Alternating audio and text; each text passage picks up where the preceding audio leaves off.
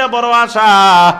এক নাম্বার আশা, আল্লাহ যদি দুনিয়াতে আপনার কোন দামি বান্দা থাকে, উত্তম বান্দা থাকে, এরা কারা তাদেরকে আমার সামনে পরিষ্কার করে দেন, আমি তাদের খেদমত করব, আমি তাদের মতো হওয়ার চেষ্টা করব।